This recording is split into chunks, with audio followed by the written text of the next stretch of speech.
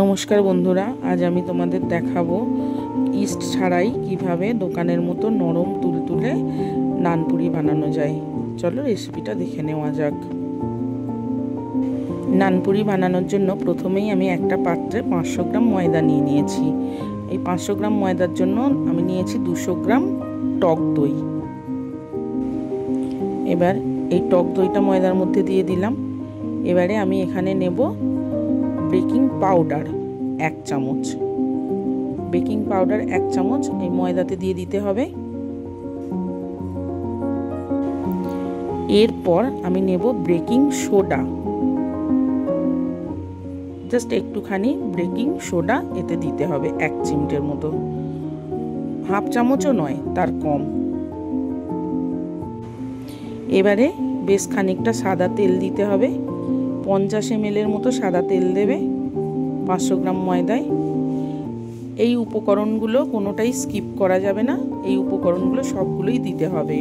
Baking soda, baking powder, সাদা তেল, টক দই। আচ্ছা, এবার আমি পরিমাণ মতো লবণ দিয়ে দিলাম। আপনারা স্বাদ অনুযায়ী লবণ দেবেন, কেউ কম বেশি দিতে পারো।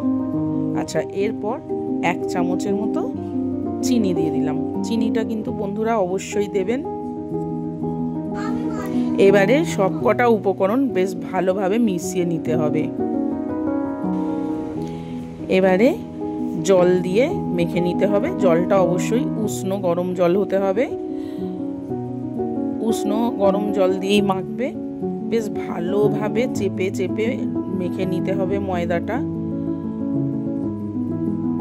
দেখো আমি কি যেভাবে মাখছি এইভাবে মেখে নেবে, খুব নরম করবে না ময়দার ডোটা, খুব একটা নরম করবে না, এইভাবে ঠেসে ঠেসে মেখে নেবে, তাহলে নানপুরি খুব নরম তুলতুলে হবে।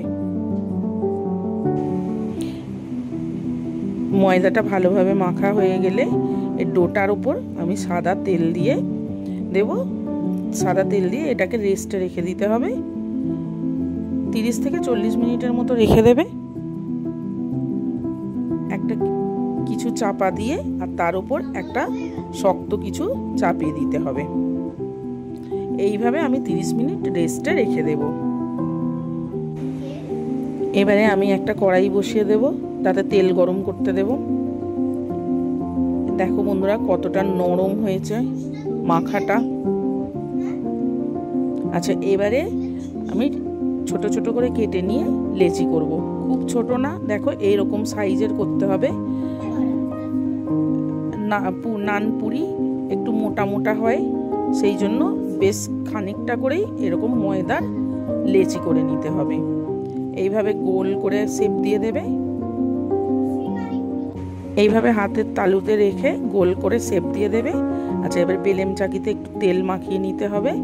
আমি সাদা তেল দিয়েই বেলবো। লেচিগুলো গোল গোলভাবে বেলে নিতে হবে। খুব বেশি পাতলা করে বেলা যাবে না, একটু মোটা রাখতে হবে। দেখো বন্ধুরা আমি যে এইভাবে বেলেছি এরকম মোটা রাখতে হবে, লুচির মতো পাতলা পাতলা করে বেলা যাবে না। এইবারে তেলটা গরম হয়ে এসেছে কি দেখতে হবে। তেল গরম হয়ে গেলে একটা একটা করে ভেজে নিতে হবে। এখানে হাই ফ্লেমে ভাজতে পারো, তাহলে লাল লাল হবে। আর একটু লো বা মিডিয়াম ফ্লেমে ভাজলে এরকম সাদা সাদা নানপুরিও করতে পারো। আমি এখানে 2 রকমই করেছি, একটু লাল লাল মতো ভাবে ভেজে নিয়েছি, আবার একটু সাদা সাদা মতো করেও করেছি। সাদা সাদা মতো করে করার জন্য লো বা মিডিয়াম ফ্লেমে রাখতে হবে। অনেকে এরকম সাদা সাদা পছন্দ করে, আবার অনেকে এরকম লাল লাল ভাবে ভাজা পছন্দ করে। তোমরা বন্ধুরা যে যেরকম পছন্দ করো সেইভাবে ভেজে নেবে। আমাদের একটু লাল লাল ভাবে ভাজাটাই পছন্দ করে। আমি এখানে দেখানোর জন্য 2 রকমই করলাম।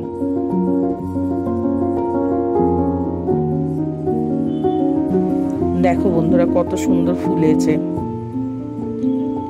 ঠিক মতো ভাবে পরিমাণ সবকিছু দিয়ে ঠিক মতো ভাবে মাখলে এরকম সুন্দর নানপুরি তোমরা ঘরে খুব সহজেই দোকানের মতো বানিয়ে নিতে পারবে। দেখো বন্ধুরা নানপুরির ভিতরে কি সুন্দর জালি মতো হয়েছে,